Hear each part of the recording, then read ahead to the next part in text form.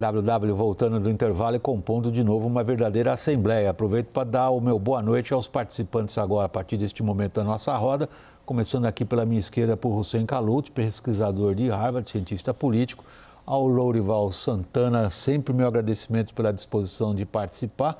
E o próximo que eu vou chamar vai ser ao vivo, é o nosso correspondente Américo Martins, cobriu a expansão dos BRICS, lá na África do Sul. Esse é o nosso assunto. 6 países novos entraram, eu já vejo o América aí na tela dividida, vou passar a palavra para ele agora. Ele acompanhou a cúpula e conversa conosco ao vivo. Primeiro, suas informações e boa noite, Américo Martins. Boa noite, Vac, boa noite a todos que participam do programa e a nossa audiência. Sempre um grande prazer participar desse programa WW. Vac, os BRICS chegaram a uma decisão que é histórica e polêmica. Eles aceitaram hoje, convidaram, na verdade, outros 6 países que haviam se candidatado para entrar no bloco a, de fato, aderirem até o final deste ano e já participar da cúpula dos BRICS no ano que vem, que vai acontecer na Rússia. Esses países são a Argentina, pelo qual o Brasil fez muito lobby. O presidente Lula, ao fazer um discurso hoje, chegou a quase a fazer uma campanha eleitoral para o presidente Alberto Fernandes e o seu partido peronista, dizendo que o Brasil ia marchar lado a lado com a Argentina em mais um grande fórum global. 4 países do Oriente Médio, todos muito complicados: Egito, Irã, Arábia Saudita e Emirados Árabes Unidos. E hoje, pela manhã, eles anunciaram também a adesão da Etiópia. Foi um pedido da África do Sul, que gostaria de ter uma outra representação subsaariana, da África subsaariana, e que vai ser o membro mais pobre desse grupo, que um dia foi dos grandes países em desenvolvimento. Tem um grande vencedor nessa decisão, Vac, que é, obviamente, a China.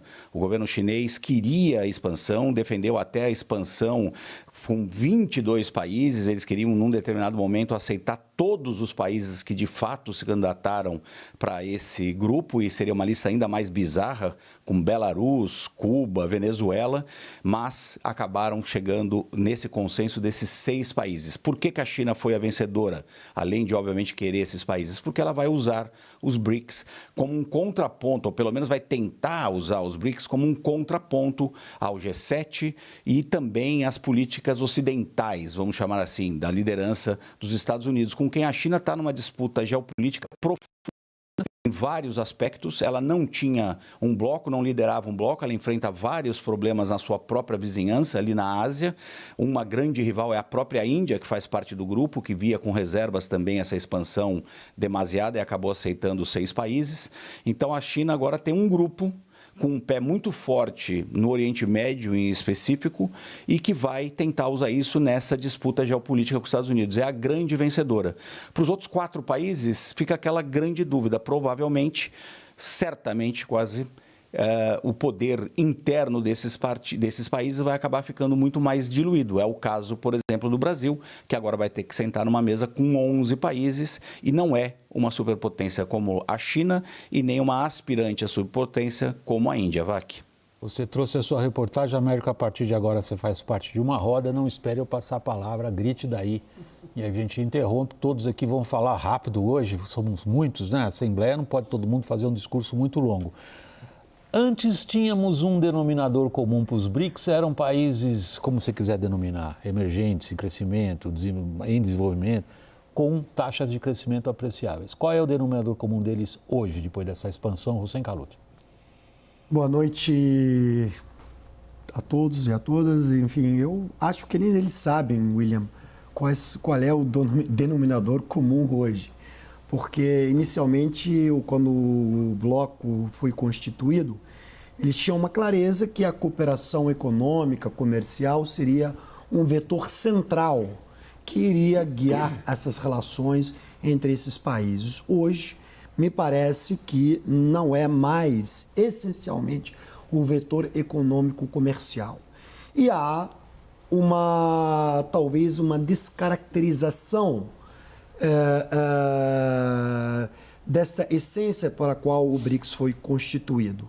Se a gente olhar hoje os países que ingressaram, em sua maioria, tirando a Argentina, dos 6, são países que tem ou não democráticos ou que tem um déficit democrático, para não dizer autocracias, mas algumas são autocracias ou ditaduras.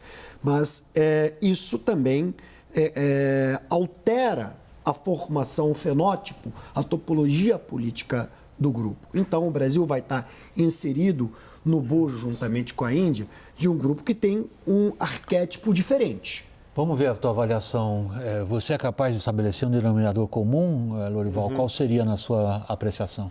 O conflito entre eles, né, para a China poder arbitrar. Então, Arábia Saudita, Irã e Egito são rivais entre si.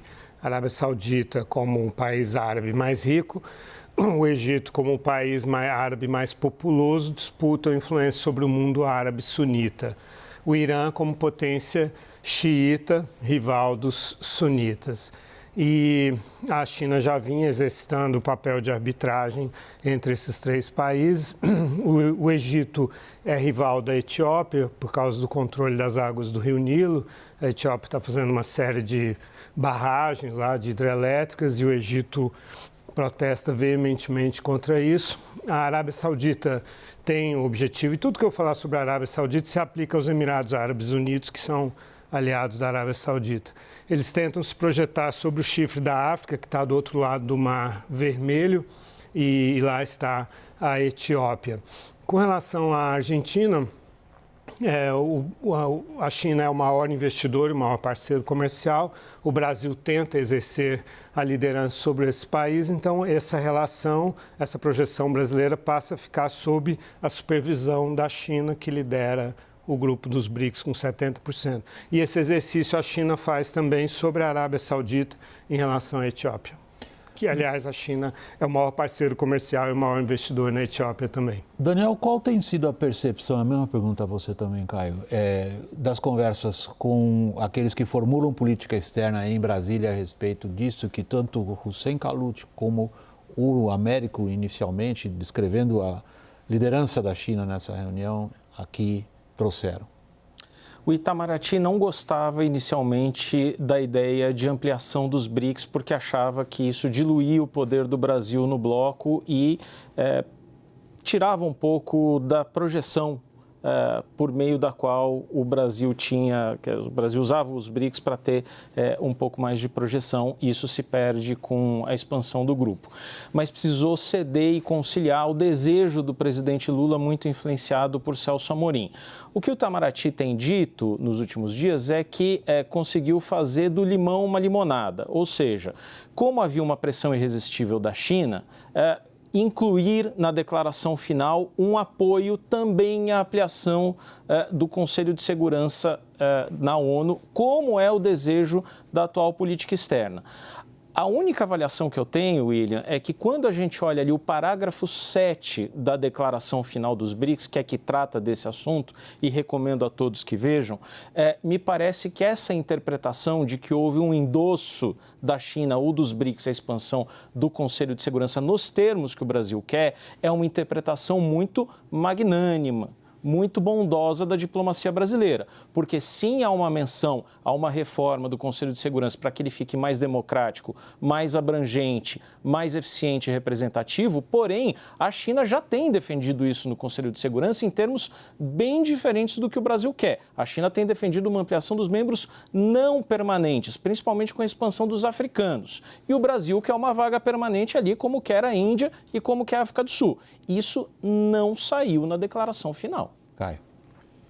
William, eu senti hoje, conversando com diplomatas brasileiros em postos relevantes, uma certa divergência e uma contestação à ideia de que foi extremamente positivo o resultado final da cúpula dos BRICS e com a expansão dos países, né? É claro que essa posição tem gente que achou que foi positivo, principalmente no entorno da cúpula do Itamaraty, mas fiquei surpreso, de certa maneira, de sentir divergência. De sentir que o Brasil não ganhou com o resultado final, de sentir que tudo que vem sendo falado, né, aqui inclusive, ontem também, de que virou um bloco, uma geringonça da China, ou de que virou algo... Obrigado pela expressão que eu usei, eu vi, por isso que eu usei, né? Eu senti isso me chamou muita atenção. Quer dizer, e aí aquela expressão lá de Portugal, tá? Sim, o sistema político é uma geringonça, porém funciona. Por isso, a geringonça da China, porém funciona para a China. Agora, William, tem uma reflexão que nessas fontes eu coloquei, poxa, vocês não abrem divergência interna? Vocês aí no Itamaraty, vocês não debatem assim? Não, até... só aqui no WW. Não, até, William, porque a minha formação é de cobertura política. Os partidos políticos que têm divergências internas, nós ficamos sabendo quem são os divergentes, quem abre as divergências. Por que vocês aí não fazem isso? Qual que foi a avaliação? O que me disseram? A posição do Celso Amorim é estratégica ali, dentro do Palácio do Planalto, como assessor especial do presidente da República, e em temas como este dos BRICS, em que a última decisão, é o que eles chamam de diplomacia presidencial, é do presidente da República. Quem que está ali colado no presidente da República, para não falar da relação dos dois de décadas, acaba sendo o Celso Amorim. Então, foi uma vitória do Celso Amorim. Mas isso não significa que, dentro do Itamaraty, haja divergência em relação a essa posição. Deixa eu trazer um outro aspecto ainda. A gente abordou, por exemplo, o aspecto da liderança da China, abordamos em que medida o compromisso / não compromisso da China no relatório de 26 páginas, hein, Daniel? Você leu as 26 páginas do comunicado de Joanesburgo, está fazendo a lição de casa. Eu estou vendo que o Américo está levantando o microfone. Só um segundinho, Américo, que eu queria colocar a Thaís, que até agora não falou nada, é a única moça na roda.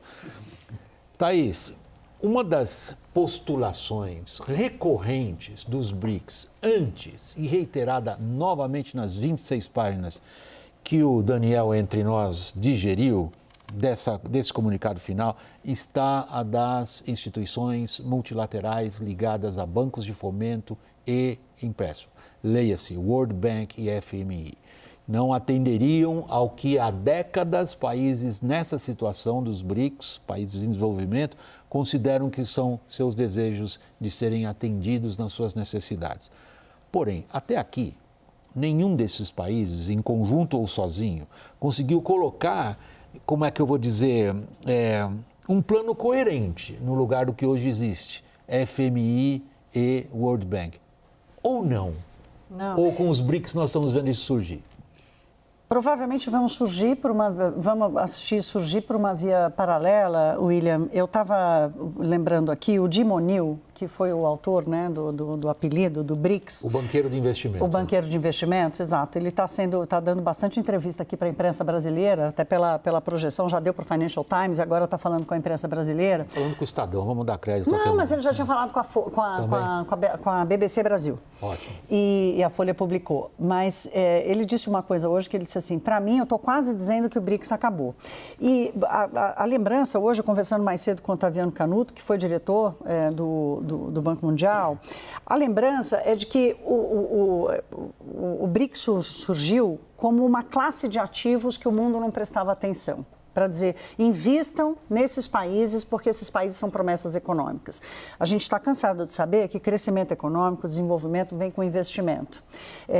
Essa união desses países não vai mudar a característica nem dos países que já eram, que já estavam, nem dos países que acabaram de chegar, como países que atraem o capital para investimento. Então, se há qualquer imaginação do Lula ou dos líderes de que a única forma de levar dinheiro para esses países vai ser através do BRICS, isso não vai mudar a realidade deles, porque o investimento que faz crescer, que promove o desenvolvimento, ele está chegando, se não de lugar algum, apenas da China. E aí reforça o que o Lorival colocou. O Américo está lá aguardando para falar. Américo? Eu queria retomar esse ponto aí de que se foi uma vitória, uma derrota ou um empate para o Itamaraty. Eu acho que o Itamaraty, na verdade, foi muito pragmático.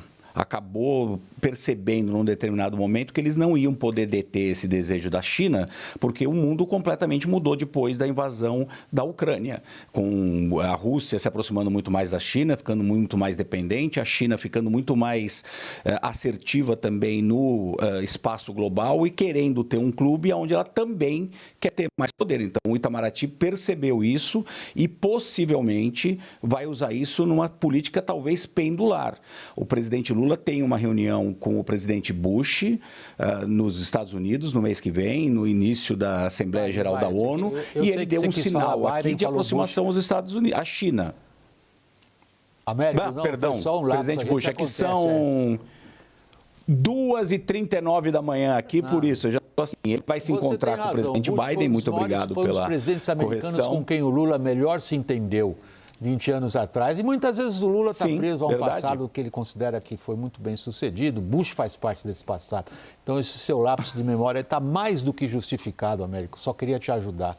Obrigado. Ele vai ter uma conversa com o Biden. Não, por favor, muito obrigado. Eu só queria dizer isso, que possivelmente nessa conversa com o Biden, que vai ter agora, ele vai fazer algum gesto para os Estados Unidos. Porque o Brasil, sabendo do seu tamanho e querendo ter uma projeção maior, ele vai muito provavelmente adotar essa política pendular. Num momento faz um gesto para a China, no outro momento faz um gesto para os Estados Unidos. O presidente quis dar um pouco, na minha avaliação, um tom de uma certa independência ao fazer o discurso que ele fez ontem, levantando, por exemplo, a questão da guerra na Ucrânia quase de surpresa, num ambiente em que tinha o agressor e 3 países que se abstiveram de votar contra a Rússia. Então, acho que o Itamaraty está tentando ser pragmático. No final das contas, sabia que não podia deter a China, fez um gesto para os chineses, vai tentar extrair alguma coisa no encontro com o presidente Biden. Agora eu acertei, Vac. Mas por favor, política externa, América, eu não acho que ela é feita só de gestos, ela é feita também a partir de componentes estratégicos, de curto, médio e de longo prazo, não é só de gestos, tá? Então, fazer gestos de agrados também acabam impingindo prejuízo ao interesse nacional brasileiro. E a agenda de política externa, ela precisa estar consonante com os interesses do povo brasileiro e também alinhada ao programa de governo, né? Então, quando você tem uma declaração como do ministro Fernando Haddad, de que o Brasil não tem interesse de antagonizar com ninguém, e ele está certo naquilo que ele diz, de não querer antagonizar, mas na forma como a gente percebe o Celso Amorim se posicionando e tecendo críticas e colocando o Brasil, de fato, dentro de um corolário claro de antagonização, a interpretação mundial, em qualquer lugar que se vai, em qualquer centro sério, minimamente sério, de estudo, de pesquisa, na Europa, nos Estados Unidos e na América Latina, ninguém consegue ver essa expansão senão como um ponto de antagonização. Ninguém está vendo isso como um clube neutro, até porque a aspiração da China é o quê? De ela se enrobustecer, elevar seu capital político para poder ter maior peso e leverage, ou seja, maior impulsão para rivalizar de forma com mais precisão com os Estados Unidos. Consequentemente, a Rússia. Portanto, essa expansão ela serve a um propósito. A pergunta-chave: que ganhos tangíveis o Brasil ganha? Posso refazer a sua pergunta nesse sentido? Que eu sei que não é uma pergunta retórica, você mesmo vai começar a respondê-la. Mas eu queria colocar da seguinte maneira. Há, evidentemente, e isso também o Brasil tem repetido ao longo de várias décadas de diplomacia, um descontentamento com a ordem internacional. Okay? E ela é contestada. Esse é o propósito, sobretudo da aliança sino-russa. A questão começo por você, Lorival, é a seguinte: instituições internacionais efetivas são aquelas que são capazes de definir regras e a sua validade. Então, quando nós estamos confrontados, como estamos hoje, com a expansão de um grupo como esse que nós estamos analisando, a pergunta que se impõe na sua linha é a seguinte: com ou não liderança da China, que capacidade tem os BRICS de se transformarem numa instituição internacional efetiva, no sentido de estabelecer regras e serem capazes de impô-las, ou, um pouquinho abaixo disso, são capazes de contestar as que existem? O Xi Jinping está governando os BRICS do mesmo jeito que ele governa a China, sem transparência, sem regras, é apenas a vontade dele que conta. Foi isso que a gente presenciou, que aliás o Américo presenciou hoje, né? Então, 6 países entraram sumariamente e isso não acontece em nenhum bloco. Em todos os blocos existem regras, existem procedimentos, processos. Transparentes, né? E processos longos, tanto que a Arábia Saudita falou, opa, vou estudar o convite, assim, né, assim, para dar uma mínima aparência de protocolo, de procedimento. E assim, o Brasil, ele pertence a um grupo, a uma plataforma liderada pela China, e não pertence a nenhuma plataforma com os Estados Unidos. Aliás, os mesmos atores, o Lula e o Celso Amorim, se recusaram a criar a área de livre comércio das Américas com os Estados Unidos. Então, é uma falsa equivalência considerar que o Brasil atua de forma equilibrada, né, com a China e com os Estados Unidos, né? Daniel, o Américo mencionou, por favor, Daniel, você vai falar, prossiga. Veja só que curioso, William. 2 meses atrás esteve aqui em Brasília a ministra do Desenvolvimento Econômico dos Emirados Árabes Unidos e eu perguntei para ela aqui, numa conversa que tive, se os Emirados gostariam de entrar nos BRICS. E ela me respondeu, bom, nós bem que gostaríamos. O problema é que eu não tenho a menor expectativa, porque não existem critérios mesmo, então, assim, isso é uma coisa mais lá para frente. E eles já saem agora incluídos nos BRICS. Agora, interessante, a gente falava do comunicado final, eu peguei o primeiro comunicado dos BRICS como bloco em 2009, primeira cúpula que foi em Caterimburgo. Eram 16 parágrafos, hoje são 96. Bom, algum desavisado pode pensar que então tem mais consenso sobre várias coisas. Não. Pelo contrário, você tem menos consenso e você tem ali, basta algum país fincar pé em alguma coisa que não seja muito importante para os demais que enfia no comunicado final. Para mim, isso resume o que vão se tornar os BRICS a partir de agora. Em vez de um bloco mais forte, um bloco menos coerente e um bloco com cada vez mais dificuldade de extrair algum consenso mínimo entre 11 participantes.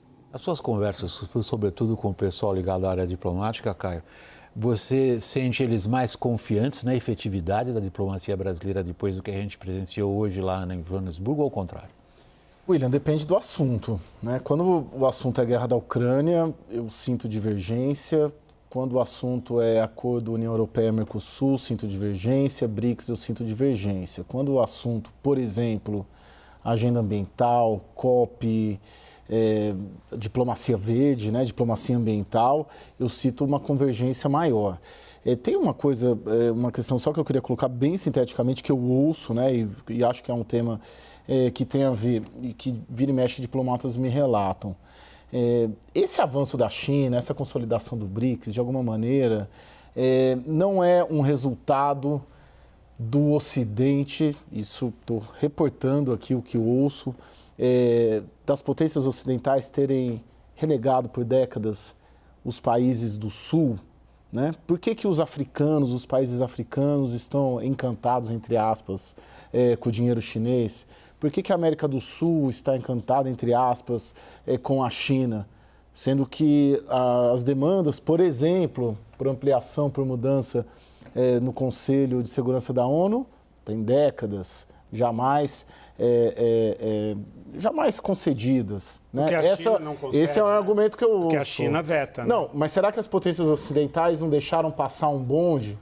E permitiram uma abertura e uma... Deixa estar isso. Acho que sim. E no mínimo uma boa vontade do Sul com a Ásia, eu estou colocando um questionamento que me é colocado, é uma reflexão. Aqui tem uma coisa que chama contrapartida. A China não exige contrapartida para colocar dinheiro nos lugares. A contrapartida que ela exige é: eu quero esse pedaço, essa turma, esse espaço. E vai ser só meu e ninguém entra mais. Essa é a contrapartida que a China pede. Os países desenvolvidos, olha o que aconteceu com o fundo da Amazônia, que a Alemanha e Noruega pararam de dar dinheiro para o Brasil, vendo a Amazônia pegar fogo, porque a contrapartida é uma contrapartida de adulto, de dizer, escuta, de governança. A China não exige de transparência, de democracia. Então, ditaduras e países corruptos, governos corruptos, querem transacionar com a China e não querem transacionar com os Estados Unidos e com a Europa. Sim. Pessoal, vou fazer o seguinte, Vamos continuar nessa conversa e a gente vai agora para o break. Nós vamos deixar o Prigozhin de lado, porque eu acho que essa conversa aqui, do ponto de vista do público, traz mais atenção. O Prigozhin, o mercenário que morreu lá, enfim, foi assassinado, isso todo mundo diz, só não se sabe qual foi a forma do assassinato. A gente vai cuidar disso numa outra oportunidade. Na volta, nós vamos continuar vendo a política externa brasileira, o nosso lugar no mundo e os BRICS. Até já.